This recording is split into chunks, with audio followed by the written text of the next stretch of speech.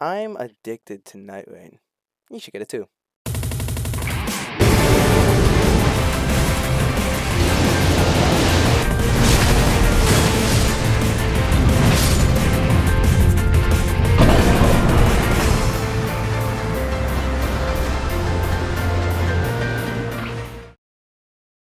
Well, this is the first video I make where I'm actually speaking like a lot. But, it's good to try new things. Anyways, if you know me, I love Nightreign. It's a take on one of the most popular FromSoft games that I surprisingly like. Maybe even more than the original Elden Ring. I mean, look at the contrast in my hours in both games. Yeah, I'll actually get into why that is right now, actually. And let this serve as not just my arguments, but reasoning as to why you should get it too. So, let's start off.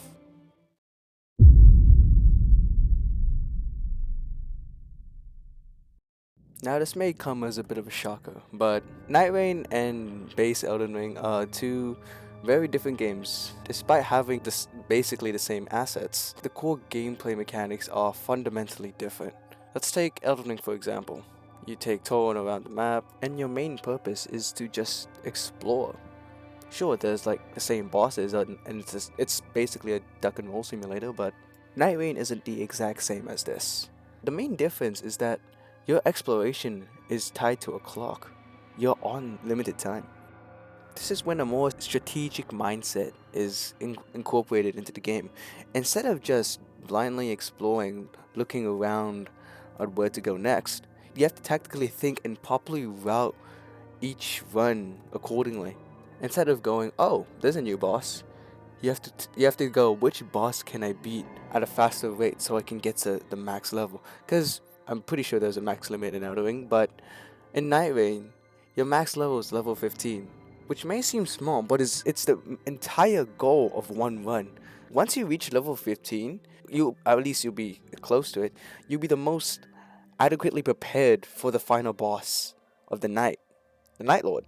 Since the final day is the boss fight, the 2 days that's spent looting the area is not just for exploration, but it's just to find what is the best loot that can be used against this Night Lord.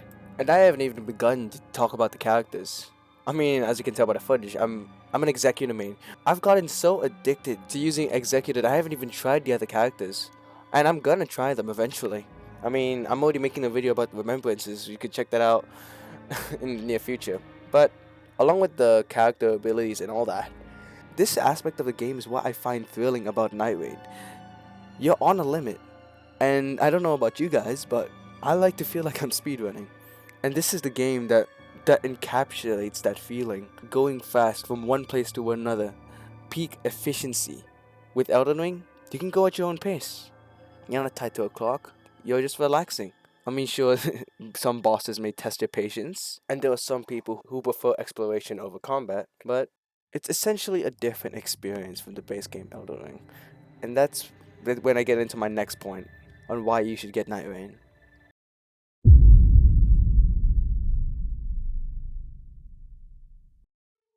Like I said previously, in Nightreign, you normally play just runs of the game, or expeditions as the game calls it. You essentially pick a Night Lord to verse at the end of the day, go through the first 2 days, and with enough loot, hopefully you can beat the Night Lord. Comparing Nightreign to Elden Ring, Elden Ring's replayability mainly stems from the sheer scale of the world. Being massive in nature, there's bound to be some stuff that you missed. With Nightreign, there's a different aspect to its replayability. What makes you come back to the game is the possibility of getting more loot, beating the night boss as fast as possible, seeing those damage numbers stack up, especially if you're playing with friends or randoms. Which, sure, it's better to play with friends, but you can also queue up with randoms because they're actually kind of fun too. The mechanics are fun. With each character comes a different set of abilities. Like for example, with Executor, you're basically playing Sekiro, which is what also keeps me hooked. But then you also have Duchess, who's Dex slash spellcasting build. You've got Vader, just a bonker. And the thing is, the Night Lords themselves, they're pretty fun to fight as well. I've seen people clowning on like, oh, there's a 40-minute run back to each boss, but their attacks are telegraphed well enough. You will be able to easily adapt better with, and especially with the loot that you get, it feels fun to fight the boss. And with the right overpowered loot, just to see how much you melt their HP. My 60 hours of playing out Nightreign is just from revisiting this one boss. This final boss, Holester. He's the most fun in my opinion. I mean, I may be coming with a little bit of Sekiro bias. It's because it's basically the easiest to parry. Well, the easiest to parry since, he's holding a sword. But each Nightload is so different and fun in their own way that keeps me going back to the game every time. And it's one of its strongest aspects, the bosses. And that also ties into the next argument.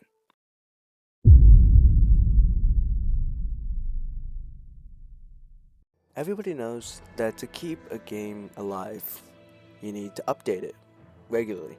And so far, Nightreign's been doing that every week actually.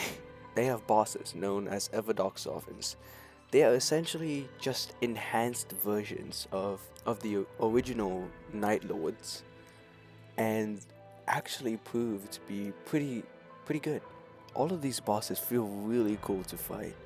Like essentially how each boss works in their Everdark form, they start in the phase 2.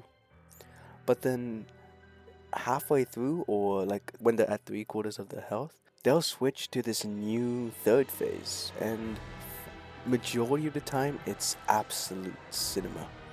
I mean, look at these for example.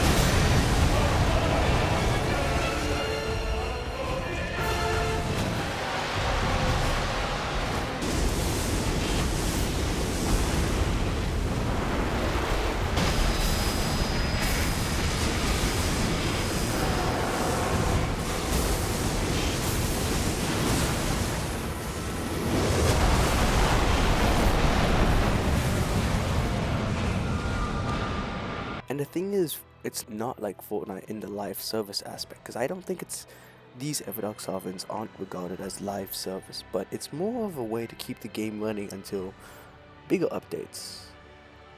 Because lately there's been some news circulating about this new Deep of Night game mode. I'm not entirely sure how that works, because apparently there's a ranking system, but it's interesting to see how FromSoft is taking this game.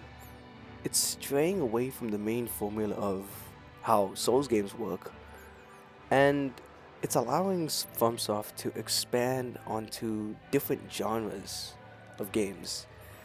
Because instead of just being a Souls-like, dodge and roll, you have to die, keep again and again until you beat the boss.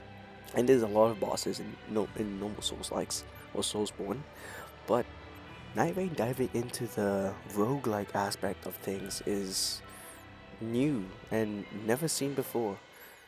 And there was this video that I saw once that says how FromSoft has built enough trust with its community to be able to try new things. And I wholeheartedly agree with that statement. And there's even circulation about some DMC. But my point is, there's always something to look forward to.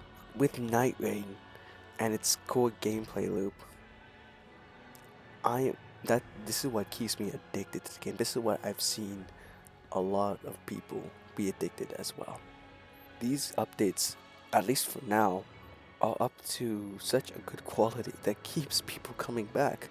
And during its early stages of the game's lifespan, you should be here enjoying what content Farm is still pumping out while it's still in its earlier stages. Because I'm not gonna lie, man. If you don't have Nightreign, you're into the Souls, you're into Souls games, you're kind of missing out. But yeah, that's basically all my arguments. I just hope to see the game continue to grow, because I genuinely enjoy this game. And I'm not gonna lie, there are still some flaws in the game.